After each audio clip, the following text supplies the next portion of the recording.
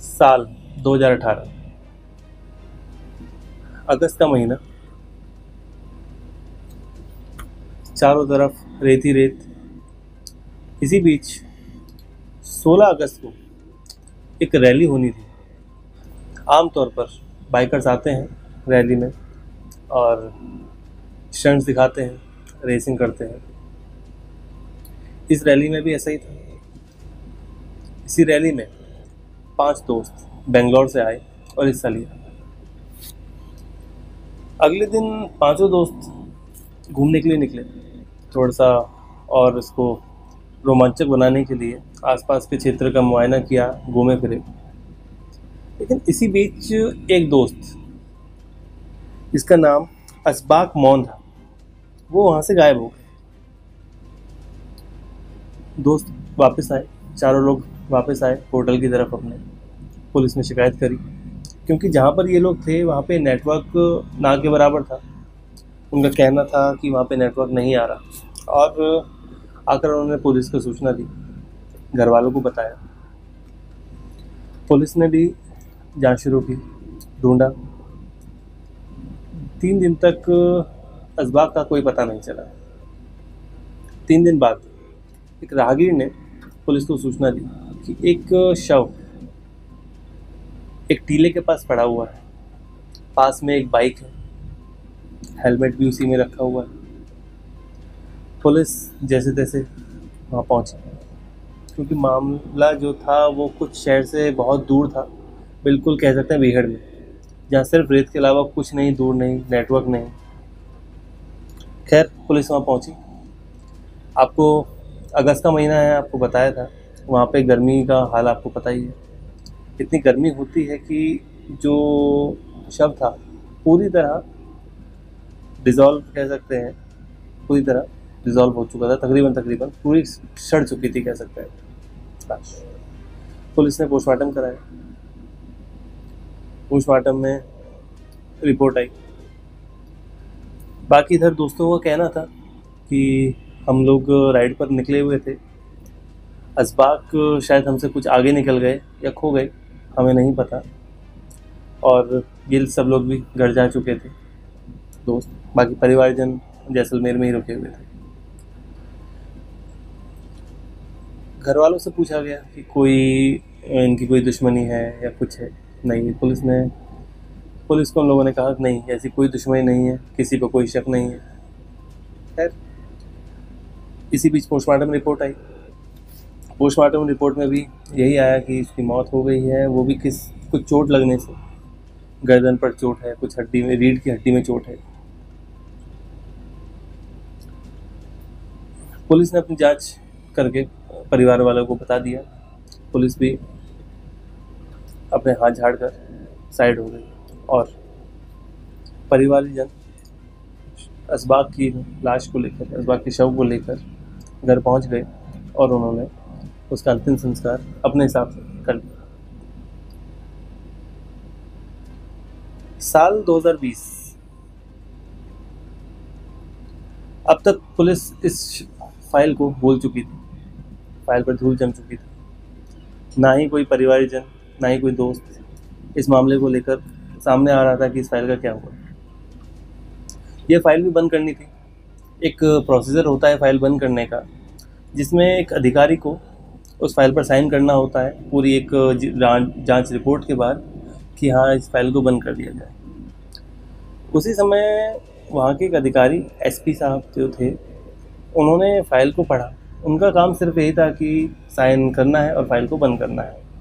लेकिन एक क्यूरियोसिटी होती है दिमाग में कि देखा जाए फाइल क्या थी। उन्होंने इस पोस्टमार्टम रिपोर्ट को पढ़ा, तो एक बार नहीं, बहुत बार पढ़ा। मामले की पूरी जो रूपरेखा थी, जो उसमें रिपोर्ट में बताई गई थी कि क्या बाइक कहाँ थी या लाश कहाँ थी, ये शव कहाँ था, सब उन्होंने समझा। रिपोर्ट में लिखा था कि गर्दन की हड्डी टूटी हुई थी। खैर एक्सीडेंट के बाद हो सकता है ऐसा, गर्दन की हड्डी टूट सकती है, रीढ़ की हड्डी भी टूटी हुई थी, ये भी था उसमें। लेकिन ऐसा बताया जाता है कि अगर गर्दन की हड्डी टूट जाए तो इंसान अपनी जगह से टस से मस नहीं हो सकता, हिल नहीं सकता। इस बात पर भी अधिकारी को शक हुआ कि अगर गर्दन की हड्डी टूट गई तो बाइक से इतनी दूर असबाग का शव कैसे मिला। बाइक के ऊपर हेलमेट रखा हुआ था, बाइक स्टैंड पर खड़ी थी, इतनी बड़ी चोट के बाद उसने ऐसा कैसे किया। कहा जा रहा था कि डिहाइड्रेशन से मौत हुई है, लेकिन नहीं, उसकी रीढ़ की हड्डी पर, गर्दन पर जो उसकी चोटें थी, जो हड्डियाँ टूटी हुई, उस कारण असबाग की मौत हुई। तो उस अधिकारी ने फाइल को बंद नहीं किया, उसको खोला। उस थाने में भी रिपोर्ट भेजी गई कि आपके जिस थाने में यह शव मिला था, इसकी जांच दोबारा शुरू की जाए। उन्होंने जांच दोबारा शुरू की। उस रैली की सारी वीडियो फुटेज, सारी चीज़ें निकाली गई। उन 5 दोस्तों का भी पता लगाया गया, 4 दोस्त बाकी जो थे कि वो कौन थे। सारा डेटा मिल जाता है तकरीबन, उस रैली से मिल ही गया था उन लोगों को। 5 के नंबर निकाले गए। जब उस अधिकारी एसपी साहब का दबाव और बना इस केस को जल्दी सुलझाने के लिए, क्योंकि 2 साल पहले ही बीत चुके थे, तो पुलिस ने अपनी जांच में तेज़ी लाई। उन 5 कह दिया मैंने, 4 दोस्तों की कॉल रिकॉर्ड्स निकाली गई। कॉल रिकॉर्ड्स निकाली गई तो उसको कुछ लोगों पे शक हुआ कि यहाँ पे रिकॉर्ड्स मिलते हैं, और असबाग का फ़ोन भी वहाँ से नहीं मिला आसपास। जब पुलिस परिवार वालों से मिलने गई तो कई कड़ियाँ जुड़ी। इसमें पत्नी से भी मिली। पत्नी का भी कहना था कि मुझे भी किसी पर कोई शक नहीं। उन दोस्तों से बातचीत हुई, लेकिन उन लोगों के हिसाब से कोई मामला, कोई हत्या का मामला कोई सामने नहीं आ रहा। तो फिर हत्या की किसने? क्योंकि जो पोस्टमार्टम रिपोर्ट थी ठीक से पढ़ी गई, बाइक का सही से मिलना, पूरा शक हत्या पे ही जाता था, लेकिन परिवार वाले जाने से नकार रहे थे। इसी बीच पत्नी पर भी शक पुलिस का गया और उसकी कॉल रिकॉर्ड्स भी निकाली गई। उस रिकॉर्ड में सामने आया कि उसका अफेयर किसी लड़के के साथ था जिसका नाम नीरज था। लंबे समय से अफेयर चल रहा था, लेकिन अगर बात सिर्फ अफेयर की होती तो पत्नी शायद एक डिवोर्स देकर अलग हो सकती थी, अपने नीरज से शादी कर सकती थी, जो वो चाहती भी थी। लेकिन ऐसा नहीं हुआ। इसका भी कारण सामने आया कि असबाग की प्रॉपर्टी दुबई में और अपने शहर में बहुत थी। शायद इसी का लालच रहा होगा जिस वजह से उसने तलाक नहीं दिया। इसके बाद पुलिस अपने शहर वापस लौट गई, जैसलमेर वापस आ गए। शक गहराया था, जांच और बढ़ी आ गई, साहब की रिपोर्ट्स निकाली गई, कॉल डिटेल्स निकाली गई। अब पुलिस को पूरा यकीन था कि इस हत्या में असबाग की पत्नी और दोस्तों का हाथ। उनको सम्मन भेजे गए, लेकिन कोई जवाब नहीं आया। बोला गया कि आ जाइए, यहाँ पे जांच करानी है, या जो भी पुलिस का अपना हिसाब रहता है कि किस तरह से बुलाना है, सम्मन देना है, कॉल्स करनी है। हर तरीके से प्रयास किया, लेकिन कुछ फ़ायदा नहीं हुआ। इसी बीच पुलिस बेंगलोर गई और तीनों दोस्तों को उठा लिया, पूछताछ करी। पूछताछ में सामने आई बहुत गंभीर बात ये बताई कि सुमेरा, जो असबाग की पत्नी है, वो नीरज से प्यार करती, सालों से इनका अफेयर चल रहा है, और उसको असबाग की प्रॉपर्टी का लालच भी है। अगर वो डिवोर्स देती तो उसको प्रॉपर्टी तो नहीं मिलती, ना ही कोई पैसा मिलता। अब वही चाहती थी कि नीरज का साथ भी मिल जाए और प्रॉपर्टी भी। तो ऐसा कैसे हो सकता है? तो सुमेरा ने असबाग के 2 दोस्तों के साथ मिलकर प्लान बनाया।